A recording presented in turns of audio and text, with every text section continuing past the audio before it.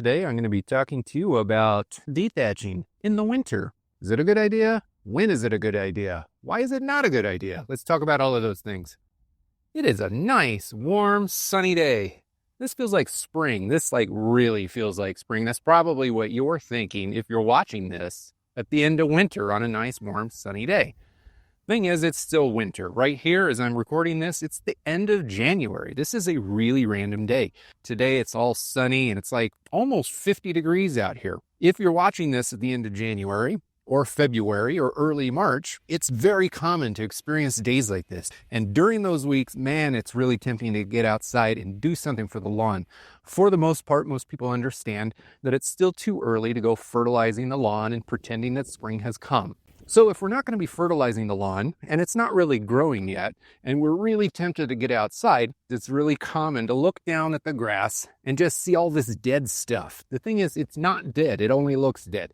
I don't know. Over the course of winter, we've just grown accustomed to seeing brown, and then slowly, and we think about it as dormant, but over time we start wondering, months pass between the time that we last mowed the grass. Is it really alive? For the most part, most of it is still alive. There's certainly going to be dead spots and thinning that happens over the winter, especially in those places that get heavy traffic. And generally speaking, you're going to find some legit dead stuff on the ground. This is mostly older grass blades and clippings and things that were from the late season in the fall that never actually decomposed or broke down and kind of assimilated into the soil because everything got too cold. So dethatching is a way to pull up those clippings. Just a light dethatching here, and I've got a ton of dead stuff, but it is really tempting to sit there and pull all of this material off the ground. And here's what I'm going to say. If the ground is wet like this, which it commonly is towards the end of winter because of all of the moisture that comes down in the form of rain and snow and just kind of sits there. In the summer, it evaporates off through heat.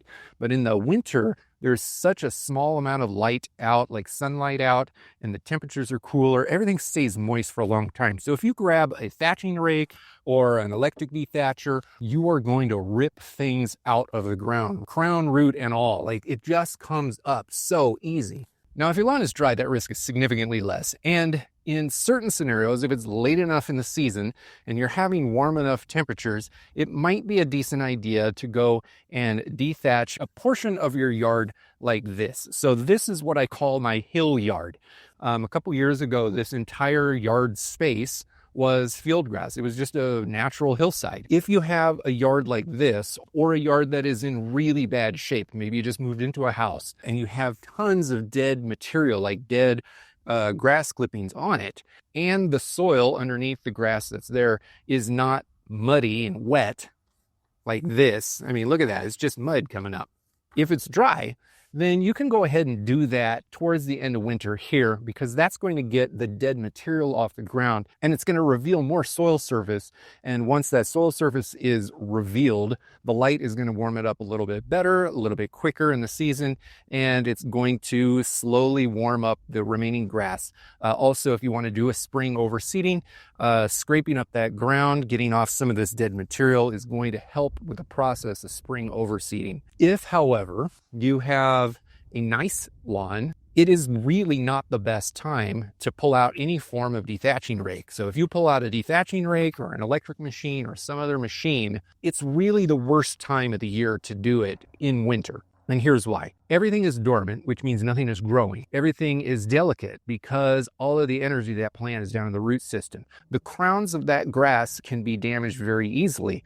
Now, in the spring and the fall, when grass is growing the most, it is able to repair that damage simply because it is in active growth mode. But during the winter, during dormancy, nothing is growing. So if you damage the plant, it's not going to repair itself because it's not actively growing. So you damage the crown of the grass, the root system is still asleep. So all of the energy and the nutrients and everything that is in that plant that could repair the grass blade and the grass crown, it's not going to happen So if you go over a nice manicured lawn in the end of winter before the lawn wakes up and starts actively growing, you're going to be damaging the plant, and that is going to stunt its growth, if not kill it altogether. So if you do want to dethatch a nice lawn like you see down there, you're going to have to expect a delay in your spring flush. Now again, here, this lawn is not thick.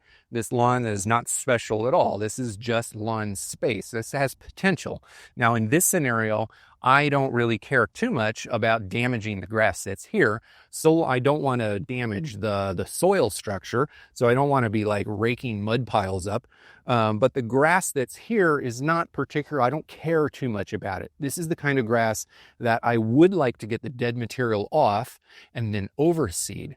So if your lawn does look more like this, hey, Wilson. Yeah. So if your lawn does look like this and you want to repair it this spring, then that is the perfect time at the end of winter to get all the dead material off the ground, loosen up that top layer of soil, because that's the perfect area. That's the perfect seed bed for overseeding in the spring, but only if the ground is dry. You have to do it on dry days. Otherwise, you're just going to be moving mud around and everything is going to be a mess. There are a number of mistakes that people make in the winter when tending to their lawn, mostly because people just want to get a jump start on spring. Dethatching, there's only a few scenarios where it works and it makes sense to dethatch in winter. There are other mistakes. Make sure to watch this video linked up here over my dog. It's a good list of some of the most common mistakes people make in their lawns in the winter, and you're probably going to have a better lawn than your neighbors are this year.